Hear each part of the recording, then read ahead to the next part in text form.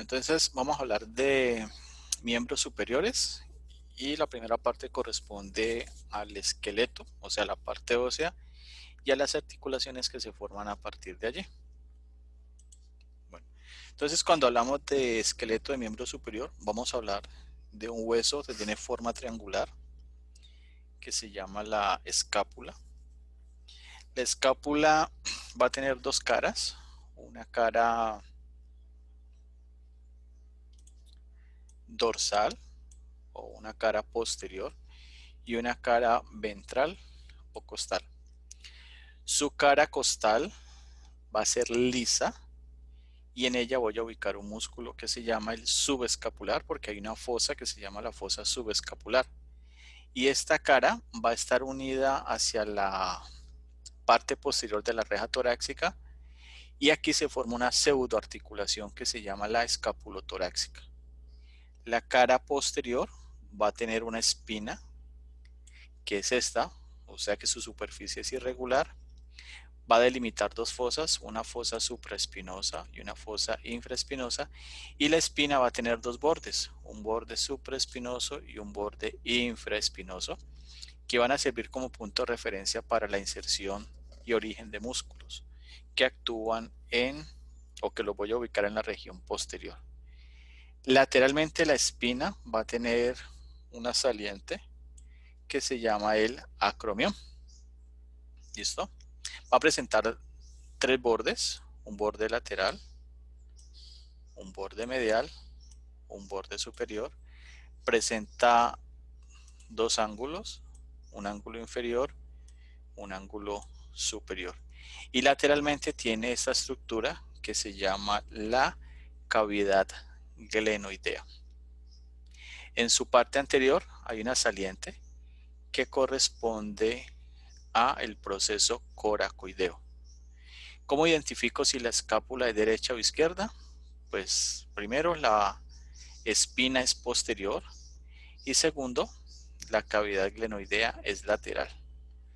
Entonces esta sería una escápula ¿de qué lado? Anterior. No, ¿de qué lado es? Derecho, ¿no? Derecha, profe. Derecha. Izquierda, ¿no? ¿Derecha o izquierda? Izquierda. Izquierda. Izquierda. Esta es una derecha, porque este borde es medial y esto es lateral. Y la espina, tócate la escápula derecha y acá vas a sentir esta parte que estoy señalando.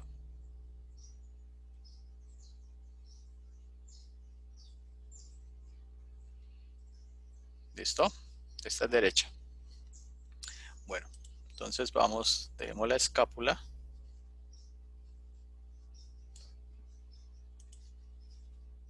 Ahora nos vamos a este hueso. Este hueso es la clavícula. Algunos hablan que la clavícula es un hueso plano, otros dicen que es un hueso irregular. Sí está definido que es un hueso que tiene forma de S itálica, mírenla, que va a presentar dos extremidades, una lateral o extremidad acromial, en la que se articula con el acromión, y una extremidad medial o extremidad external. Su cara superior va a ser lisa y su cara posterior va a ser rugosa. Además va a presentar dos bordes, un borde anterior y un borde posterior. ¿Cómo puedo identificar si ella es derecha o izquierda? Aquí la clavícula va a presentar una curvatura que tiene concavidad anterior, y si sigo lateralmente voy a tener una curvatura con convexidad anterior. Entonces, esta primera curva que voy a tener aquí, o si quieres se pueden ir a esta que es más evidente, la de convexidad anterior va a ser lateral. La cara lisa va a ser superior y por ende, pues si esta es lateral, esa extremidad que es más grande va a ser medial. ¿Listo? Entonces, ¿qué escápula es, derecha o izquierda? Derecha. Derecha. esta es una derecha. ¿Listo? Bueno.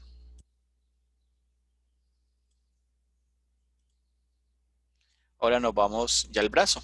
Entonces el brazo, recuerden que está delimitado en la parte superior por el hombro y en la parte inferior por el codo. Entonces el húmero es un hueso largo que va a tener una cabeza, presenta dos tubérculos, uno mayor, uno menor. Entre ambos tubérculos presenta un surco que se llama el surco intertubercular. En la parte inferior, aquí va a tener algo que se llama el cuello quirúrgico, y este cuello es la estructura que se puede reemplazar cuando hacen un procedimiento de reemplazo articular total. Entonces hay que meter una pieza mecánica. En la parte media de él y lateral voy a encontrar esa tuberosidad que se llama la tuberosidad deltoidea, y en la parte inferior voy a encontrar los cóndilos. Este primero es el cóndilo lateral o capítulo, este cóndilo medial o tróclea, y sobre ellos voy a encontrar epicóndilo medial que está sobre la tróclea y epicóndilo lateral que está sobre el capítulo. Sobre el capítulo va a haber una fosa aquí que se llama la fosa radial, y sobre la tróclea hay una fosa que se llama la fosa coronoidea. En la parte posterior del cuerpo tengo este surco que se llama el surco para el nervio radial, y por aquí pasa un nervio que viene del fascículo posterior del plexo braquial que se llama el nervio radial. Y en la parte posterior del húmero sobre la tróclea tengo esta fosa que se llama la fosa olecraneana. Es como sé si el húmero es derecho o izquierdo. Primero, la cabeza, que es redondeada, es medial. Y segundo, esta fosa, la fosa olecraneana, es posterior. Entonces, este es derecho o izquierdo.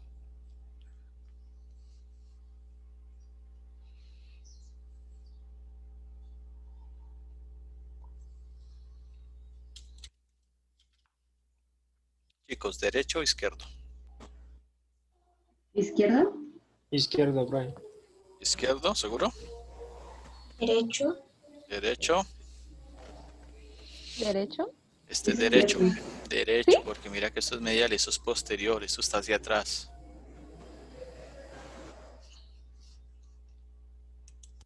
Bueno, entonces ya dejamos el húmero que está en el brazo, y luego, ¿qué seguiría? ¿Qué parte?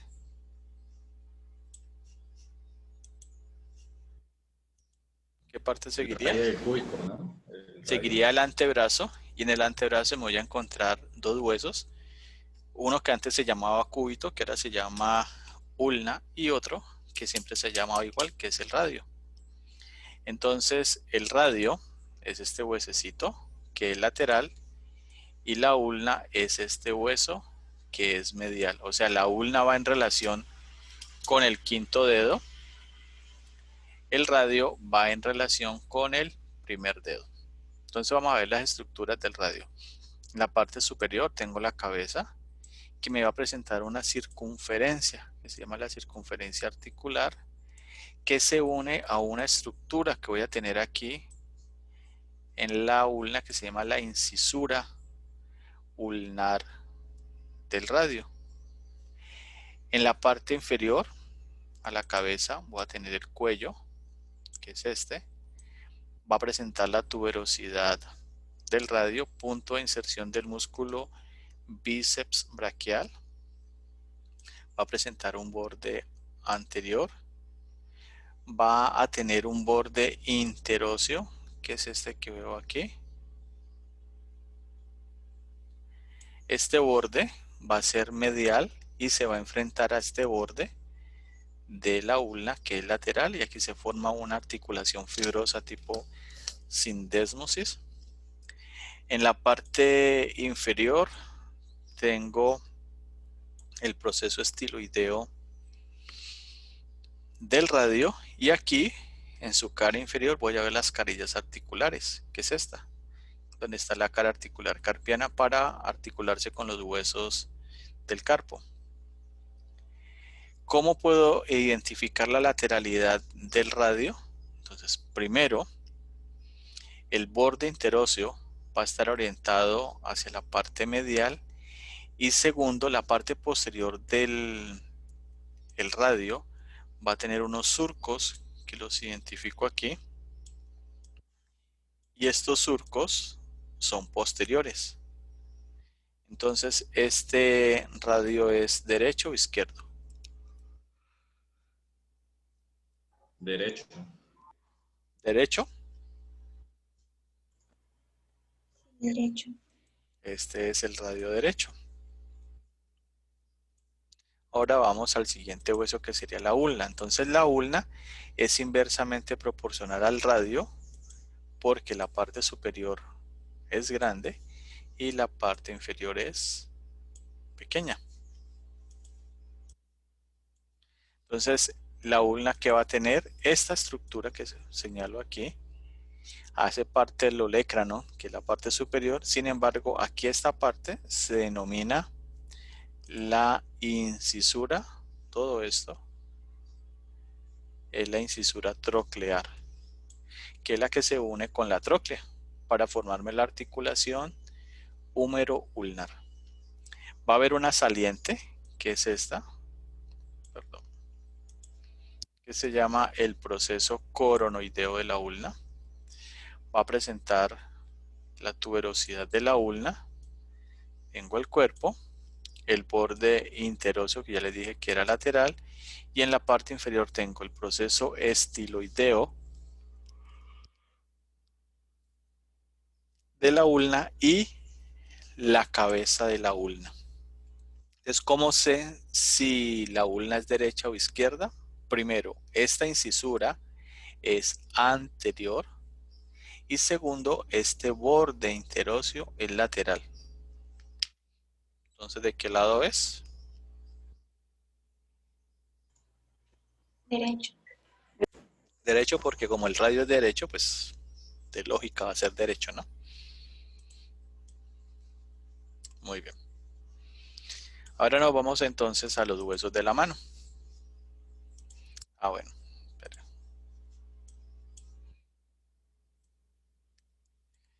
Aquí, en la parte posterior de la ulna, tengo esta estructura grande que se llama el olecranon. Aquí las rayitas se han corrido. Entonces el olecranon, si flexionas el codo y te lo tocas, esa parte rígida es esta que te estoy señalando aquí. Muy bien.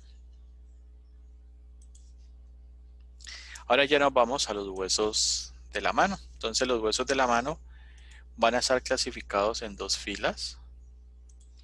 Una fila proximal y una fila distal. Entonces los huesos de la fila proximal son escafoideo, lunado o semilunar, triquetral o piramidal y pisiforme. Estos son los 4 primeros huesos de la fila del carpo. Los de la fila distal son trapecio, trapezoideo, capitado o hueso grande también se conoce, y amatal. El amatal también se conoce con el nombre de ganchoso, y el amatal tiene una saliente que está aquí, que si lo nombro en términos de amatal sería el ámulo, y si lo nombro en términos de el hueso ganchoso sería el gancho del ganchoso. ¿Listo? Estos huesos me van a formar una articulación que se llama la intercarpiana, porque estos huesos se deslizan entre sí.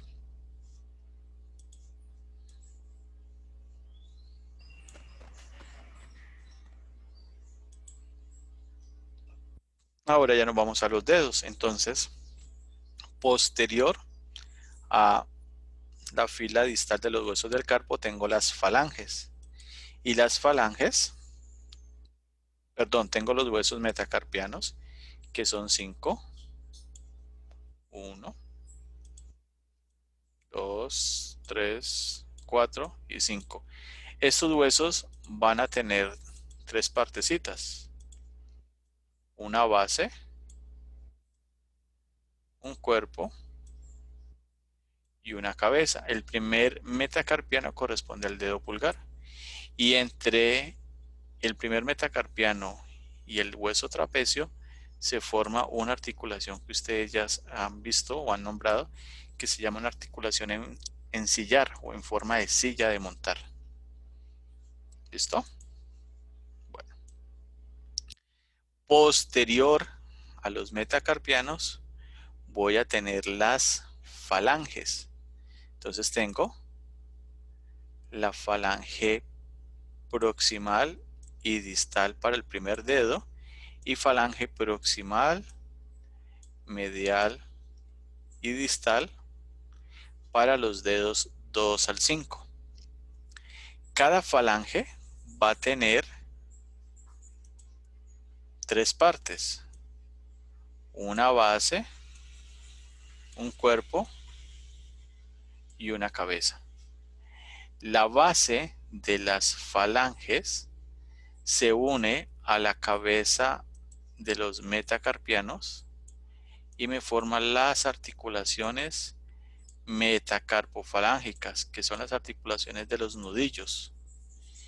Y entre la base de una falange y la cabeza de la que las precede, se forman las articulaciones interfalángicas, que en términos del primero al quinto dedo se presentan, pero de los dedos 2 al quinto voy a tener articulaciones interfalángicas distales, que son esas que acabo de señalar. Entonces, estas serían las proximales para el primero, segundo, tercero, cuarto y quinto, y estas serían las distales para los dedos 2 al quinto. ¿Listo? Bueno, entonces, Profe, dime. las articulaciones que, pues la parte de los nudillos es la articulación metofalángica. Metacarpofalángicas. Gracias. Y las articulaciones que se forman entre los huesos del carpo y los metacarpianos se llaman las carpometacarpianas. Gracias. De nada. Entonces, a nivel de la clavícula y el esternón, tengo una primera articulación que se llama la articulación esternoclavicular, que tiene un disco intermedio, un disco articular. Entonces, por tener este disco articular se considera una articulación sinovial compuesta, o sea que es una articulación que tiene bastante movilidad.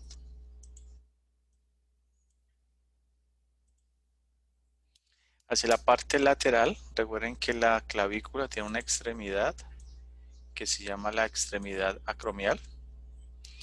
Y esta extremidad se une con el acromión y me forma la articulación acromio clavicular. ¿Listo? Esta articulación va a estar estabilizada por unos ligamentos que se llaman, a nivel del acromión y la clavícula, ligamento acromio clavicular, desde el proceso coracoideo al acromión, ligamento coracoacromial, y en la cara inferior de la clavícula es un ligamento que es la cara rugosa, si recuerdan de ella, desde el proceso coracoideo hacia la clavícula, ligamento coracoclavicular con sus dos componentes, un componente medial que sería el ligamento conoideo y un componente lateral que sería el ligamento trapezoideo. Entonces, recuerden que las articulaciones se estabilizan vía ligamentos. Cuando estos ligamentos ceden o se rompen, se presenta una patología que se llama el signo de la teca de piano. ¿Qué significa eso?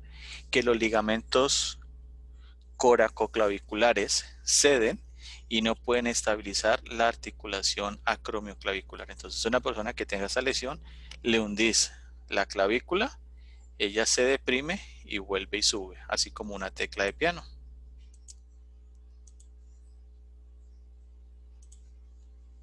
Muy bien, ahora nos vamos a la articulación glenohumeral. Esta articulación se conoce con el nombre de el hombro. Va a estar conformada por la cabeza del húmero y la cavidad glenoidea de la escápula. Es una articulación que no es muy profunda, entonces va a presentar una estructura que es como una especie de empaque, digámoslo así, que se llama el labro glenoideo, para poder aumentar la profundidad de la misma articulación. Entonces aquí tengo una vista lateral de cómo se ve ella. Este es el labro glenoideo, y abajo, pues al fondo, en la parte profunda de ella, tengo el cartílago articular. Como es una articulación que tiene bastante movimiento, va a presentar dos bolsas o bursas. Una que está inferior al deltoides, se llama la bursa subdeltoidea, y una que está inferior al acromión, que se llama la subacromial.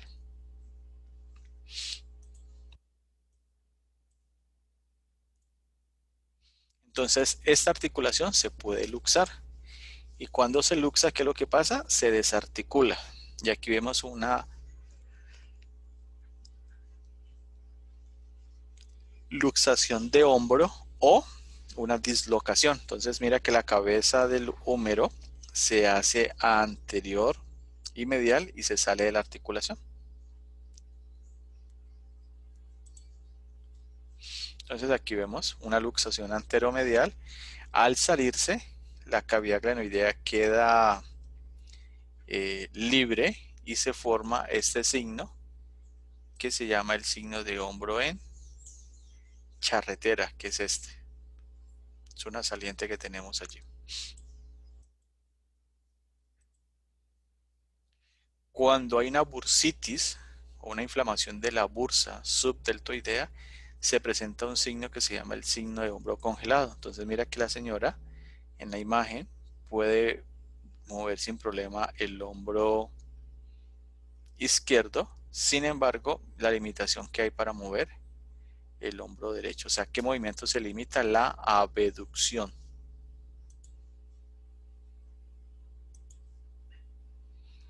Bueno, ¿qué movimientos puedo hacer a nivel de del hombro?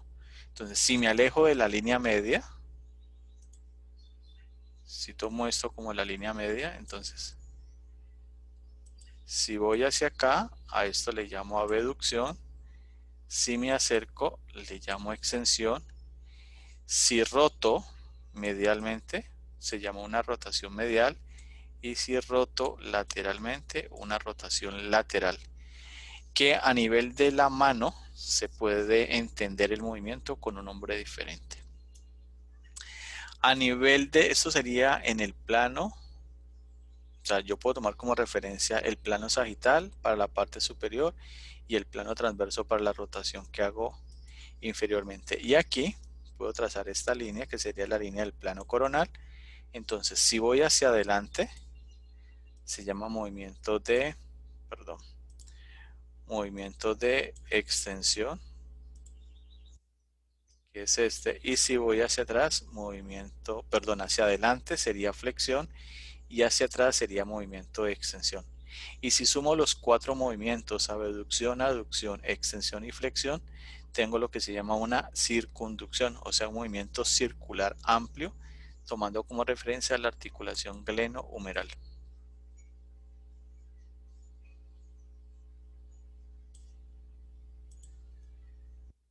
A nivel de la escápula, entonces, ¿qué puedo hacer? La escápula, recuerden que solamente está articulada desde el punto de vista funcional, bueno, anatómico, con la clavícula y el húmero. Sin embargo, ella está relacionada con la pared posterior del tórax y me forma una pseudoarticulación, que es la escápulotorácica. Entonces yo puedo hacer movimientos de retracción, que significa acercar los bordes mediales de la escápula hacia la columna, y puedo hacer protracción, tirar los hombros hacia adelante, y esos son los dos movimientos que hacen de deslizamiento. Se puede elevar, se puede deprimir, entonces elevación de escápula, depresión de escápula, y puedo hacer rotaciones, una rotación superior tomando como referencia la cavidad glenoidea o una rotación inferior. Entonces ya dejo el hombro y paso a la articulación húmero-ulnar. Aquí hablan de articulaciones del cúbito. Cuando hablo de articulaciones del cúbito voy a hablar de tres articulaciones. Una que se llama la húmero-ulnar. Otra que se llama la radio-ulnar, pero sería la proximal. Y otra que se llama la radio-humeral, pero esta es una articulación que es fisiológica. O sea, solamente cuando se da cierto movimiento la puedo establecer allí.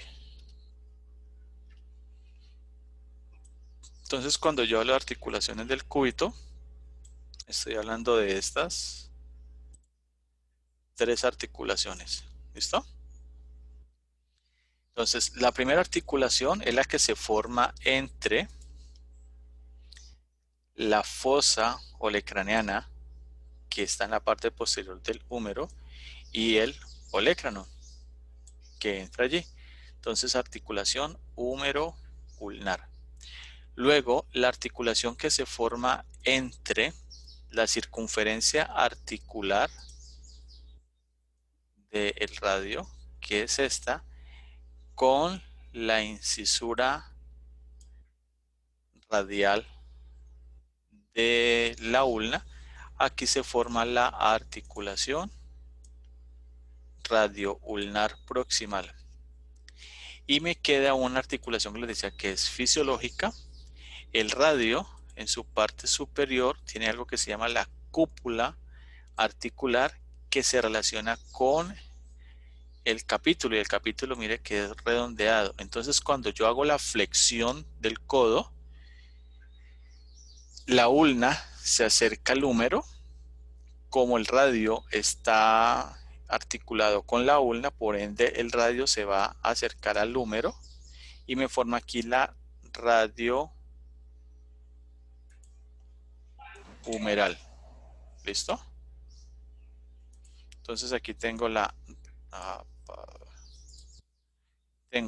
radio humeral, la húmero ulnar, y aquí tendría la radio ulnar proximal. Y esas son las tres articulaciones que voy a encontrar a nivel de esta región. Aquí pues vemos una vista lateral de la articulación muy estabilizada por diferentes ligamentos. Esa articulación se puede luxar, especialmente la húmero ulnar, y cuando se luxa, ¿qué pasa? El olecrano se sale de la fosa olecraniana y aparece este signo. ¿Listo? Si lo ves aquí, que es este mismo. También el olecrano va a haber una bursa que se llama la bursa retroolecraniana, que cuando se inflama por tener los codos mucho tiempo apoyados, se forma lo que conocemos con el nombre de codo de estudiante o cúbito de estudiante.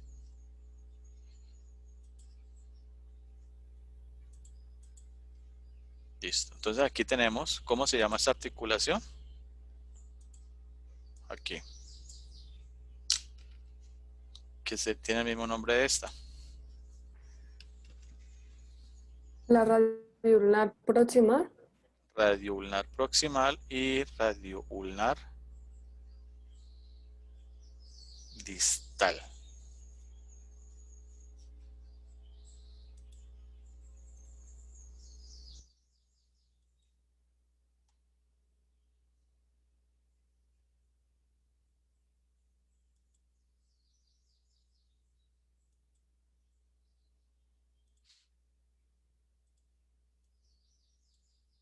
¿Cómo se llama la articulación que se forma entre los bordes interóseos? Radiohumeral. No, esa que hay allí. ¿Cómo se llama? ¿Qué tipo de Ah, tirito es?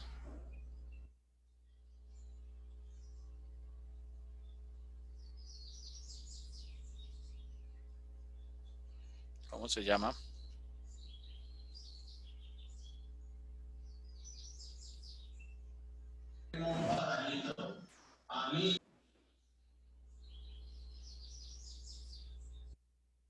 Esa es una articulación fibrosa tipo sindesmosis.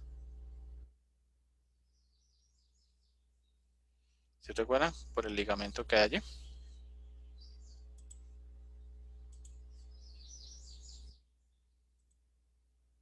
Listo.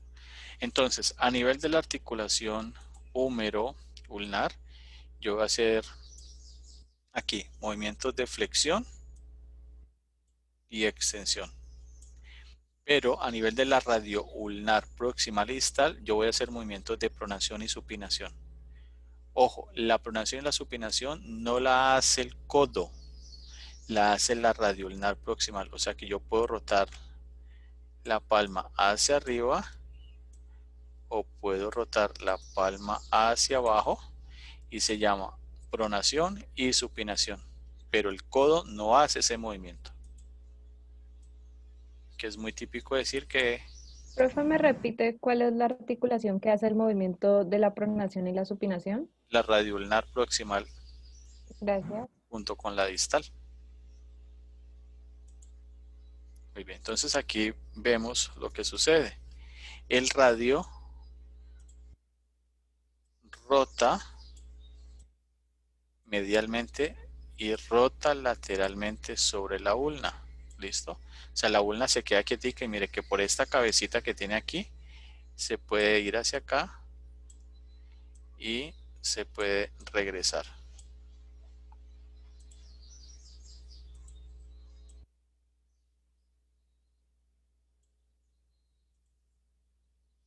Muy bien.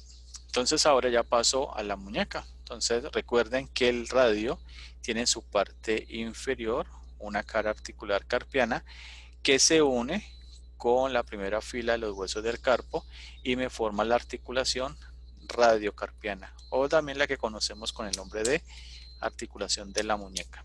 Y entre los huesos del carpo ellos forman unas articulaciones que es la intercarpiana. Entonces, a nivel de la radiocarpiana, ¿qué movimiento puedo hacer? Extensión cuando el dorso de la mano se acerca al antebrazo, flexión cuando la palma de la mano se acerca al antebrazo y puedo hacer el borde medial de la mano se acerca a la línea media, aducción, o el borde lateral se aleja a abducción. Si yo tengo los cuatro movimientos, abducción, aducción, extensión, flexión, voy a tener circunducción.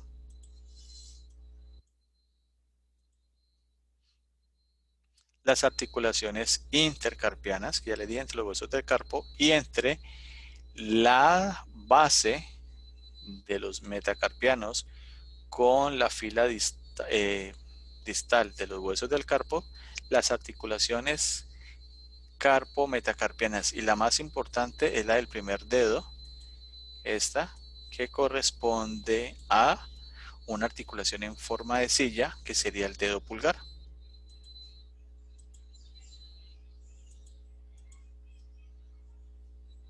Entonces, por eso el dedo pulgar tiene movimientos diferentes. Si se aleja de la palma de la mano, o sea, si va hacia allá, a este movimiento le llamamos extensión. Si se acerca, le llamamos aducción.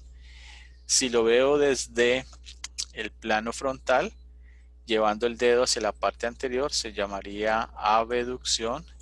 Y si lo acerco, sería aducción. Que él se mueve diferente al resto de los dedos. Aquí voy a tener la articulación metacarpofalángica, que es la articulación que corresponde a los nudillos, que serían estas. ¿Listo? Y las interfalángicas, pues solamente son articulaciones en forma de bisagra que solamente pueden hacer movimientos de flexión y extensión. ¿Listo?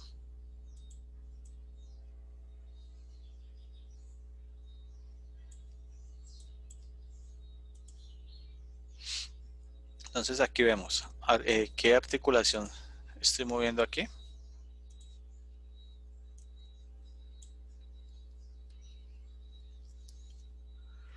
La metacarpofalángica.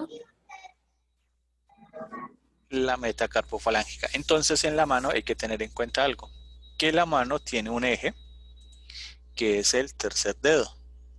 Entonces cuando los dedos 2, 4 y 5 se alejan de ella, del eje de la mano, se llama movimiento de abducción. Y cuando se acercan se llama movimiento de aducción. ¿Listo? Que lo hacen los músculos interóseos dorsales y los interóseos palmares hacen la abducción.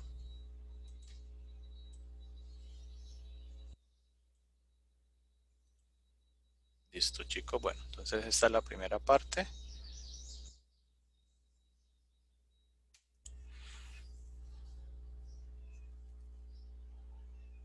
Bueno, entonces cuando hablamos de músculos de miembro superior, estos músculos van a actuar, recuerden que los músculos su acción siempre van a estar dados sobre articulaciones.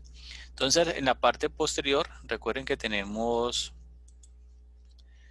un músculo que se llama el trapecio y este músculo tiene unas fibras intermedias y esas fibras actúan sobre la escápula porque él se inserta aquí, tiene este origen y se convierte sus fibras intermedias en fibras que permiten un movimiento de retracción escapular, o sea, serían sinergistas porque los agonistas serían los romboideos.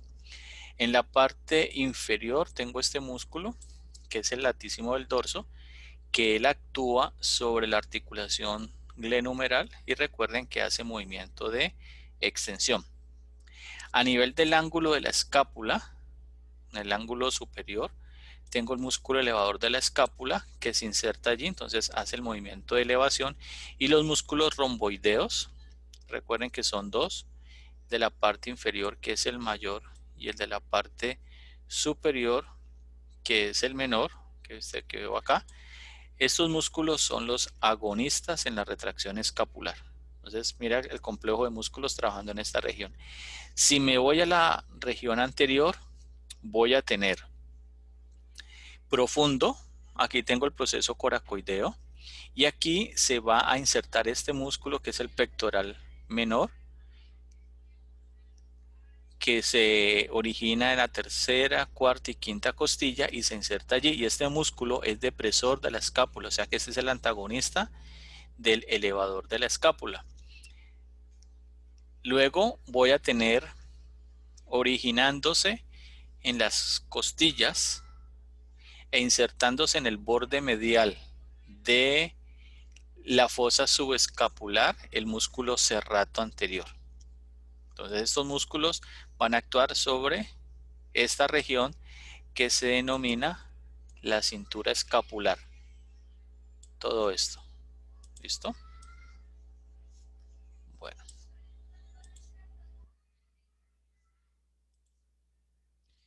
Aquí tenemos el serrato anterior que se lo nombraba.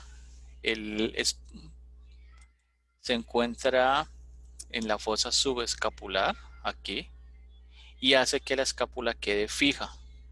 Recuerden que la escápula solamente se articula con el húmero y con la clavícula. Sin embargo, por la relación que tiene con la pared posterior del tórax, se forma una pseudoarticulación.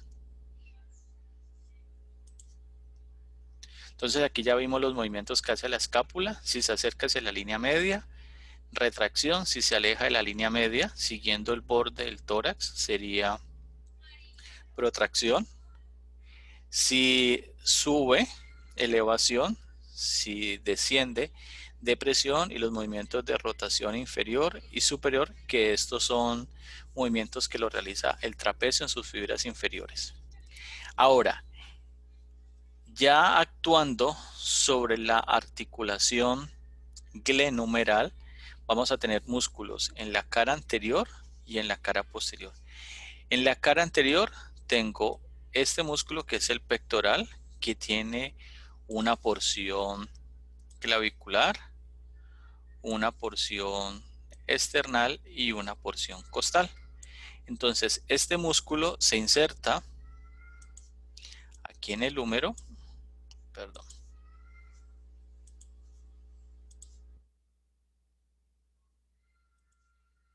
Se inserta aquí, entonces, la porción clavicular es el agonista en la flexión del hombro. La porción esternal y costal va a hacer movimientos de aducción, o sea, va a acercar el brazo hacia la línea media. Este músculo es el deltoides. Entonces el deltoides va a tener tres porciones, una porción anterior, una porción media y una posterior, que la veo acá. La porción anterior va a ser sinergista en la flexión del hombro.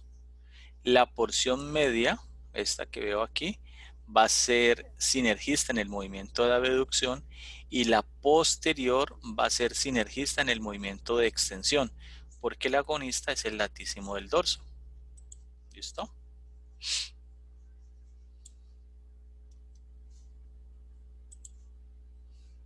Ahora, en el plano, en la vista tanto posterior como anterior, voy a tener unos músculos que van a actuar sobre la glenohumeral. Entonces, en la cara anterior, en el brazo, tengo este músculo que se llama el coracobraquial, que se origina en el proceso coracoideo y se inserta en la cara anterior, tercio medio del húmero. O sea que este músculo se convierte en sinergista en la flexión del hombro. Hacia la parte posterior, entonces voy a tener la escápula con su espina, que es esta. Entonces me va a delimitar dos espacios. En la parte superior la fosa supraespinosa, en la parte inferior la fosa infraespinosa. Aquí yo voy a tener el músculo supraespinoso. En la parte inferior de la espina, músculo infraespinoso. Inferior a él, músculo terete menor. E inferior a él, músculo terete mayor. Resulta que ustedes van a escuchar algo que se llama el manguito rotador.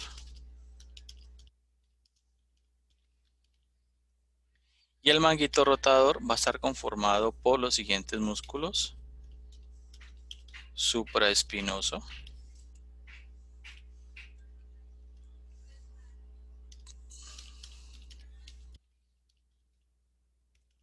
infraespinoso,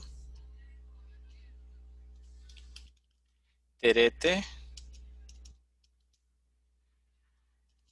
o redondo menor, y otro músculo que se llama el subescapular. ¿Listo? Estos son los cuatro músculos que se les conoce con el complejo del manguito rotador. Ojo, el manguito rotador no es un músculo, es un complejo de músculos que tienen su inserción en el tubérculo mayor y en el tubérculo menor del húmero. En la fosa subescapular, que está en el plano profundo, voy a encontrar este otro músculo que es el subescapular. ¿Listo? Entonces aquí vemos ya el complejo de músculos que van a actuar sobre la glenohumeral, que sería esta y esta.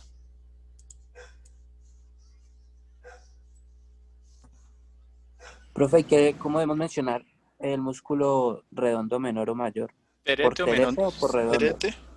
¿Terete o redondo está bien? Como lo llames está bien. Profe, una pregunta. Espérate un momentico, por favor.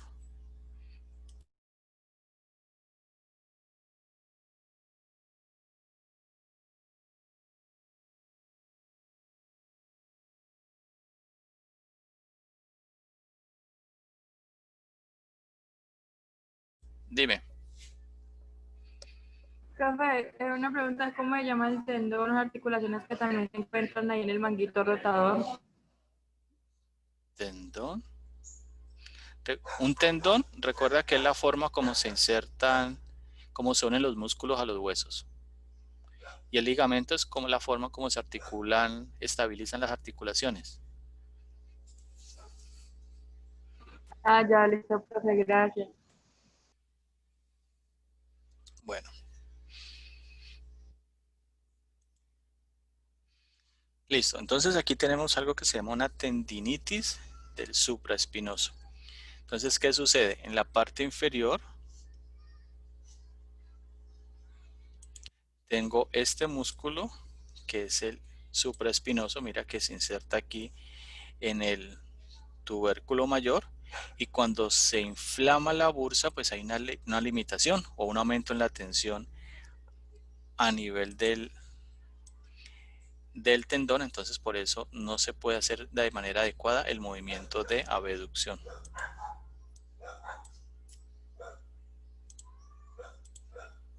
Listo, aquí tengo bueno, está mal dicho, no es una ruptura, sino una rotura del manguito rotador, que puede ser cualquiera de los tendones o pueden ser todos los tendones.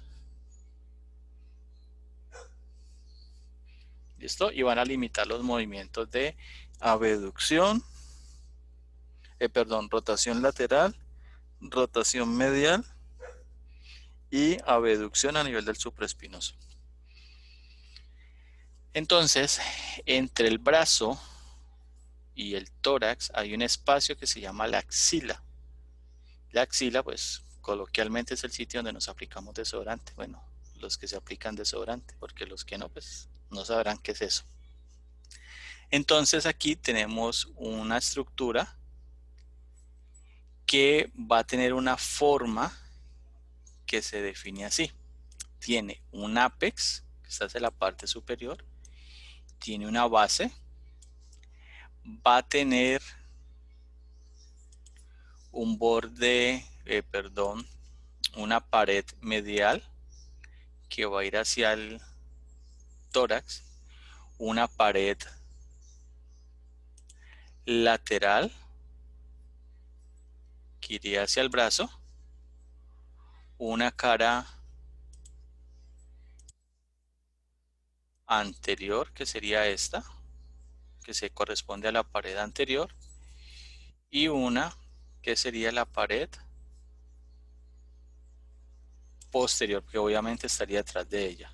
¿Listo? Entonces, esto me sirve para poder identificar diferentes estructuras. Listo. Entonces, ya voy a los brazos, a los músculos que van a actuar sobre la articulación. ¿Cómo se llama esa articulación?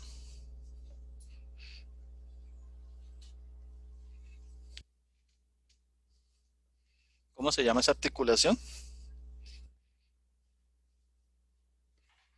La que señalé ahí.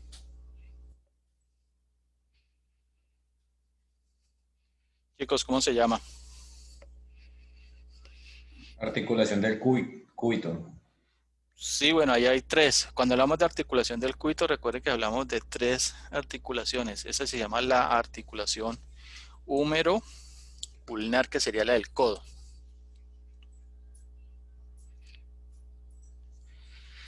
Entonces aquí tenemos este primer músculo, se llama el bíceps braquial, tiene dos cabezas, una cabeza longa y una cabeza breve.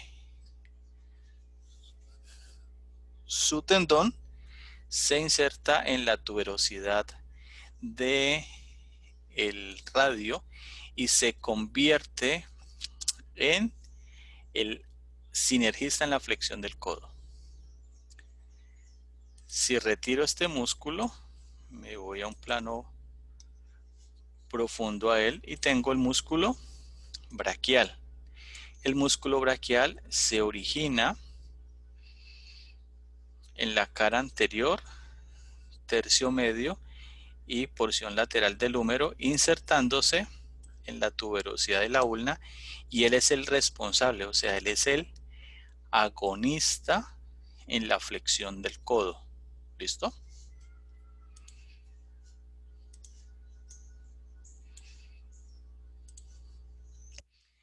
En su parte posterior, los músculos de la cara anterior del brazo, antebrazo y mano van a ser flexores, o sea, que cuando se contraen hace movimiento de flexión. Los de la cara posterior van a ser, si los de la cara anterior son flexores, los de la cara posterior van a ser Extensores. Van a ser extensores. Muy bien. ¿Listo? Entonces, en la cara posterior voy a tener un músculo que tiene 3 cabezas, que se llama el tríceps. Tengo la cabeza longa, la cabeza lateral y una cabeza medial que sería esta que veo aquí o esta que veo acá. Estas 3 cabezas se insertan en el olecranon y se convierte el músculo tríceps braquial en el agonista de la extensión del codo. Lateralmente a él, originándose en el epicóndilo lateral e insertándose en el olecranon, tengo el músculo anconio. Chicos, permítanme un momento, por favor. Bueno, entonces estamos hablando de que estos músculos son extensores y que ellos pues se insertan, al insertarse en el olecranon, pues hacen el movimiento de extensión. O sea que en comparación con los de la parte anterior, si hago un movimiento de flexión, estos se convierten en los antagonistas para permitir que los de la cara anterior hagan el movimiento. Y cuando estos hacen el movimiento de extensión, los de la cara anterior se convierten en antagonistas. O sea que es un juego dinámico de extensión de antagonistas y agonistas, para llamarlo de esa manera. Entonces, a nivel del codo, ¿qué movimiento hago? Básicamente, aquí, ¿qué movimientos puedo hacer? Flexión y extensión, ¿no? Flexión, extensión. Los movimientos de pronación y supinación, ¿los hace el codo? No, los hace la mano. La palma. No, el codo no lo hace. Lo hace la articulación radioulnar proximal y la distal. ¿Listo? El codo no hace ese movimiento. Que estén relacionados espacialmente sí, pero no lo hace. ¿Listo? Entonces aquí vemos el braquial. Es el agonista, el bíceps braquial. Sería el sinergista. En relación con el tríceps, entonces el tríceps sería el sinergista y el que aquí está lateral sería el anconio, que sería el sinergista. Muy bien. Se puede romper, aquí está bien escrito, la rotura de la cabeza longa del bíceps braquial. Este músculo se puede romper y al romperse vamos a tener esta forma corta del músculo braquial en comparación a esta que es una forma más larga. Ve, profe, una pregunta. Cuéntamelo. ¿Por qué los músculos se pueden romper? Por la tensión, es que los tendones son resortes. Entonces, cuando sobrepasas la tensión propia del resorte, él cede. Por ejemplo, cuando Dime. ¿Por qué cuando causa una amputación, un ejemplo de un accidente o algo así que se corta pues todo el miembro, cómo hacen para volver a unir los músculos o los tendones? Es que siempre me ha causado como No, intriga eso. ahí tiene que ser el cirujano, tiene que acordarse muy bien de la anatomía. Entonces, lo primero que tiene que hacer es unir los vasos sanguíneos para que el muñón y la parte pues, que se amputó tengan continuidad en flujo sanguíneo. Luego pasa a unir los nervios y por último los músculos. Y obviamente pues el hueso le hacen unas adaptaciones allí. pero tenés que ¿Qué saber muy tiene que bueno. ver, profe, que a veces se pueda y a veces no? Porque hay gente que cuando le ocurren esos accidentes se lleva el músculo o el miembro amputado hasta el hospital y allá pues vuelven y se lo cosen. Entonces, ¿a qué se debe que en unas sí y en otras no? Profe, eso que está diciendo Nata también de pronto tiene que ver con el tipo de laceración, ¿verdad? ¿O no tiene nada que ver allí? Depende del tipo de corte. Si el corte es limpio, sí. Pero sí se puede. Ahora, depende del tiempo, sí. Si entre menos tiempo haya pasado desde la amputación y por ejemplo la parte que se amputó se conserva en frío, la posibilidad de recuperación es mayor. ¿Por eso lo meten en hielo? Claro. Por eso se mete en hielo. Ah, ya, profe, gracias. Dale, son 500 pesos por cada pregunta. ¿Listo? Bueno, entonces ahora nos vamos. Claro, que cobrar. Profe, Dime. otra pregunta. 500 pesos, a ver. Métalos ahí a la alcancía. Vale. Dime. Ya subió a 1000. ¿A 1000? Pero Bueno. es que a mí me decían que en el ejercicio, cuando el músculo se lo sobreexigía, crecía. O sea, ¿eso es verdad? ¿O se atrofia el músculo? No. Lo que pasa es que los músculos pueden aumentar de volumen y eso se llama hipertrofia. ¿Listo? O sea, el músculo, por eso dicen que músculo que no se usa se atrofia. Y eso vale para todo, desde la cabeza hasta el dedo pequeño de los pies. O sea, lo que no se usa se atrofia. Entonces, cuando haces ejercicio, las fibras musculares aumentan su tamaño y por eso se ve el volumen más grande. Pero pues a mí me decían que aumentaba más el tamaño sobreexigiéndolo al músculo. No, porque si vos lo sobreexigís, puedes entrar en un proceso de fatiga crónica, puedes entrar en un proceso de ruptura de fascículos musculares y por ende te puedes tirar el músculo. Entonces, bueno, profe, gracias. O sea que no pretenda aumentarle el tamaño a un músculo sobreexigiéndolo, porque lo puede lastimar. ¿Listo? Bueno, entonces ahora nos vamos a los músculos del antebrazo. Los músculos del antebrazo van a tener 3 planos. Un plano superficial.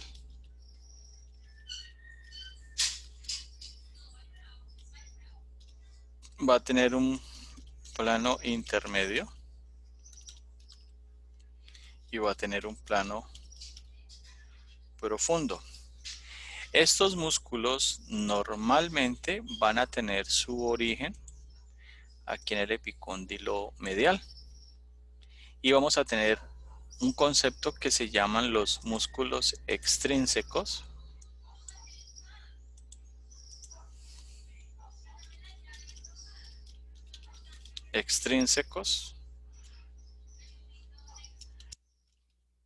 Y los músculos intrínsecos. ¿Listo? Los músculos extrínsecos se originan en un sitio y se insertan en uno diferente a su origen. Y los intrínsecos se originan y se insertan en el mismo sitio, o sea, en la misma región, en el mismo lugar. Entonces, estos músculos que voy a nombrar aquí, los primeros van a ser extrínsecos. Este primer músculo que señalo corresponde al músculo flexor radial del carpo. Los músculos van a llevar el nombre de la acción que desarrollan o el movimiento que desarrollan cuando se contraen. Entonces tengo el músculo flexor radial del carpo. Sobre la ulna, flexor ulnar del carpo. Y en la parte media, aquí, queda un músculo que es un músculo inconstante que se llama el palmar longo, que puede que esté, puede que no esté. Y medial a el músculo flexor radial del carpo, tengo este músculo que se llama el pronador terete o pronador redondo. Muy bien, entonces ahora voy a ir a un plano medio. En este plano superficial todavía puedo ubicar una estructura que la señalo aquí, que se llama el canal del pulso. En ese canal del pulso va a pasar una arteria, que es la arteria radial, que es esta, y este canal está delimitado por el músculo braquiorradial, que es un músculo extensor ubicado en la cara posterior, y el músculo flexor radial del carpo. Aquí lo tenemos. ¿Listo? Entonces ahora sí nos vamos al plano medio o plano intermedio. En este plano yo voy a tener un músculo que se llama el flexor superficial de los dedos, que tiene un origen en el húmero, la ulna y el radio, y se inserta en las falanges medias de los dedos 2 al 5, que es este. ¿Listo? Este músculo, cuando se contrae, es el responsable de por ejemplo, el agarre del asa de un balde, o cuando agarramos una bolsa que tiene de pronto la forma para poder meter la mano. Entonces ese es el agarre y lo permite ese músculo. Si no vamos al plano profundo, entonces en el plano profundo me voy a encontrar dentro del plano profundo uno que está más profundo. Entonces digámoslo que el plano superficial dentro del plano profundo, voy a tener el músculo flexor profundo de los dedos, que se inserta en las falanges distales de los dedos 2 al 5, y lateralmente a él tengo el músculo flexor longo del pulgar, que se va a insertar en la falange distal del primer dedo. Si voy al plano más profundo en comparación con el anterior, me voy a encontrar con el músculo pronador cuadrado, que es este, y tiene su compañero, que es el pronador redondo. Entonces mire que el movimiento de pronación va a tener dos músculos. Por eso va a permitir el movimiento de rotación del radio sobre la ulna. Si ves la imagen aquí, que rota. Muy bien. Resulta que se puede presentar una patología que se llama una epicondilitis. Puedo tener una epicondilitis medial, que es una inflamación de estos músculos que se originan aquí. Y como estos músculos son flexores, entonces lo han asociado al gesto técnico de cuando se juega golf, le dicen codo de golfista. Entonces cuando hemos jugado golf alguna vez en el club, cuando la técnica no está bien hecha, se aumenta el movimiento de flexión a nivel de la muñeca. Pero también se puede presentar una epicondilitis lateral, o le dicen codo de tenista, porque cuando no se tiene una buena técnica a la hora de recibir una bola en tenis, se hace movimiento de extensión, y los músculos extensores se originan en alto porcentaje en el epicóndilo lateral. Entonces, epicóndilo lateral, codo de tenista; epicóndilo medial, codo de golfista.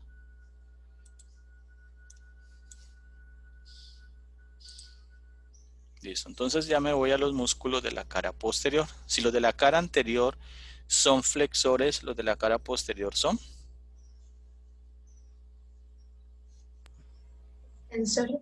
extensores. Entonces aquí pues vuelve y me muestran el canal del pulso, que está delimitado por el músculo braquiorradial y el músculo flexor radial del carpo. Entonces me voy aquí a esta parte posterior, donde los puedo ver de mejor manera. Entonces en estos músculos de la parte posterior voy a tener los músculos que van a estar en dos planos, en un plano superficial y un plano profundo. Entonces en el plano superficial puedo identificar este músculo, que es el anconio, que se origina en el epicóndilo lateral. Sabemos que se inserta en el olecranon y es sinergista en la extensión del codo. Y aquí lateralmente, vamos sobre el primer dedo, tengo el músculo braquiorradial. Similar a los músculos de la cara anterior del antebrazo, van a tener la acción, entonces extensor radial longo del carpo. Tengo el extensor radial breve del carpo. Tengo el músculo extensor de los dedos, que va a los dedos 2 al 5. Tengo el músculo extensor del dedo mínimo y tengo el músculo extensor ulnar del carpo. Ellos van a pasar esta estructura que señalo aquí, que se llama el retináculo de los extensores. Esto es como una especie de muñequera, que en la parte anterior también la tenemos, que se llamaría el retináculo de los flexores. Muy bien. En el plano profundo, entonces, ¿qué voy a tener? Un músculo, acá arribita, que se llama el músculo supinador. Y ya unos músculos, este músculo supinador sería un músculo intrínseco o extrínseco. Mire la orientación de él.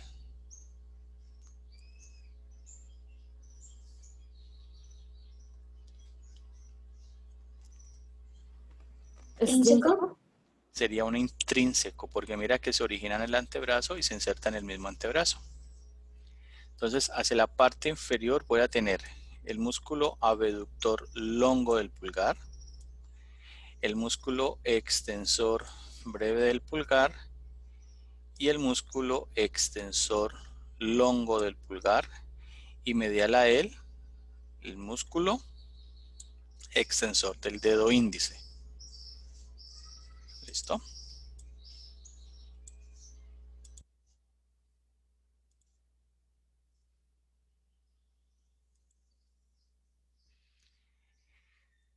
Estos músculos, los extensores, ¿qué movimientos me permiten hacer? Pues movimientos de extensión a nivel de ¿qué?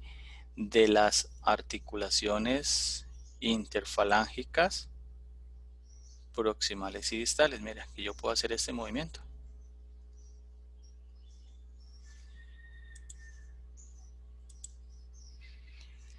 A nivel de los músculos abductor longo del pulgar, extensor breve y longo del pulgar, se va a formar una estructura que se llama la tabaquera anatómica.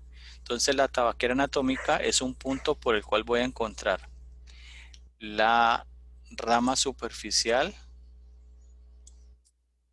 del nervio radial y voy a tener la arteria radial, y esto es un punto donde se pueden medir gases arteriales. Yo he escuchado que aquí se puede tomar lo mismo que en el canal del pulso.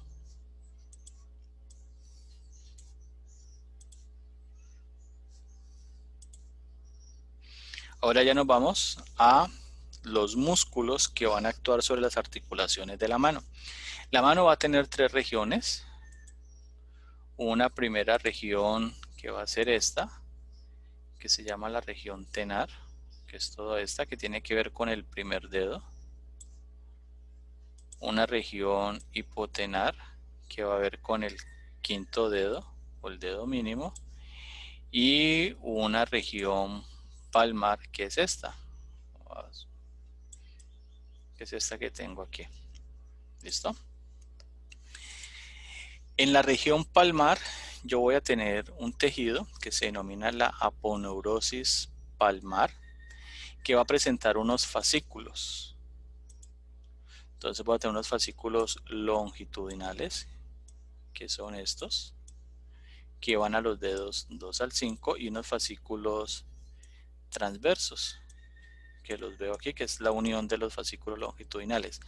Esta aponeurosis se puede contraer, y cuando se contrae me puede generar una patología que se llama una pseudomano en garra, porque es una retracción fibrosa de los fascículos longitudinales que van al quinto y cuarto dedo. Entonces parecen como una mano en garra. Entonces lo que hace el cirujano de mano es que entra, corta, abre, corta los fascículos y los dedos se liberan. Aquí, entonces, vamos a tener también un retináculo, que se llama el retináculo de los flexores. Lo vemos acá y lo vemos acá. Y vamos a encontrar unas vainas sinoviales. Recuerden que cuando hablamos de vainas sinoviales o aparece la palabra sinovial, significa estructuras que van a tener una característica de hipermovilidad. Entonces recuerden que las manos son muy móviles.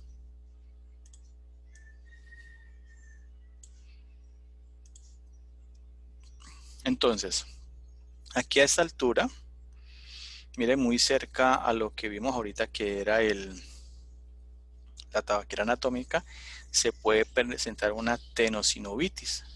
Entonces la mano hace un movimiento de abducción.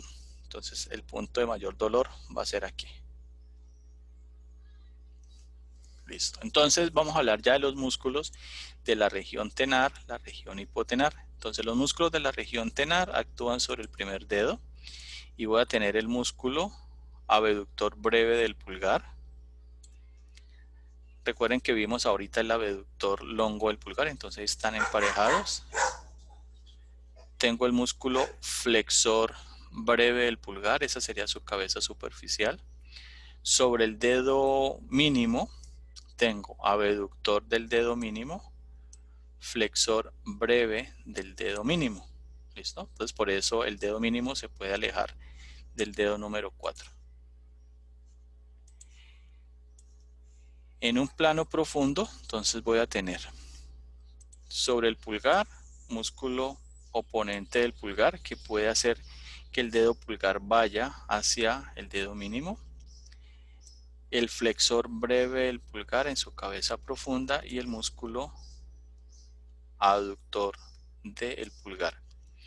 Y en relación con el dedo mínimo, voy a tener el oponente del dedo mínimo, que recuerden que tanto el pulgar como el dedo mínimo pueden hacer ese movimiento de oposición.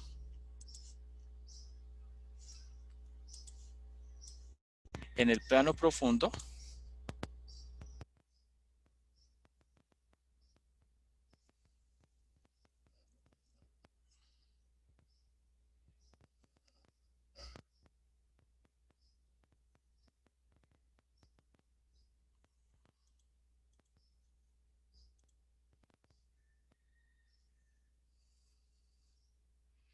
voy a tener unos músculos que se llaman los lumbricales. Esos músculos se van a originar en el tendón del músculo flexor profundo de los dedos y se van a insertar en los bordes laterales de las falanges proximales de los dedos 2 al 5. Y estos son los responsables de hacer los movimientos de flexión a nivel de la articulación metacarpofalángica.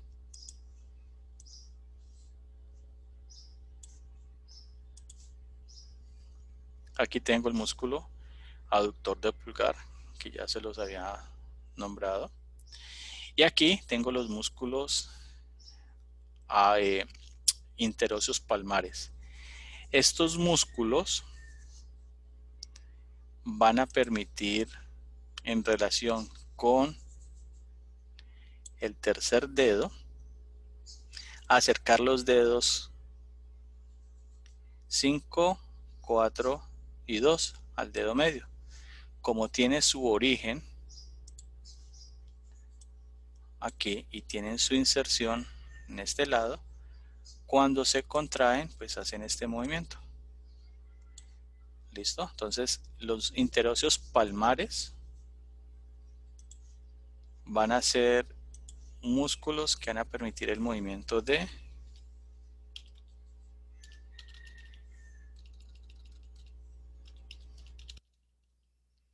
aducción. ¿Listo?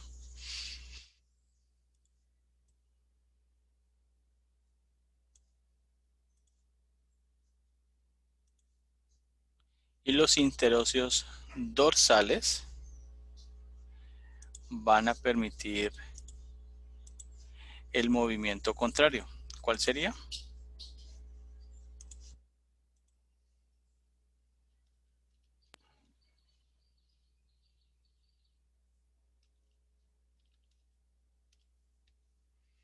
movimiento de abducción.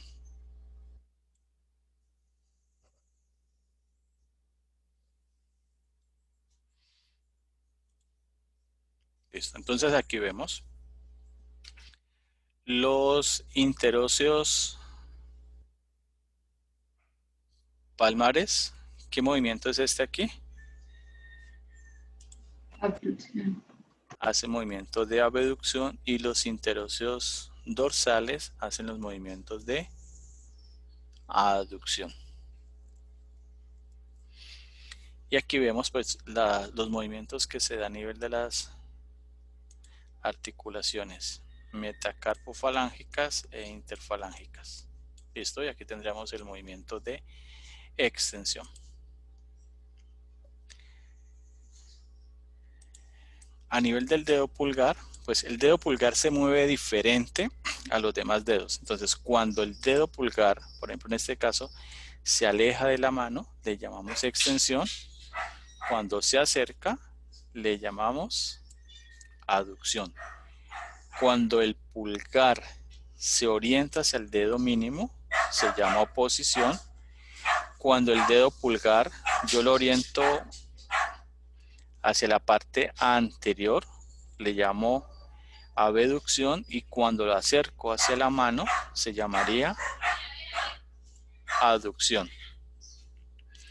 Los dedos de la mano son los que han permitido desarrollar muchas habilidades. Entonces ellos pueden hacer un agarre cilíndrico, sería un agarre de precisión. También puedo hacer agarres de precisión con los 3 primeros dedos, o básicamente con los 2 primeros, y también un movimiento de pinzamiento.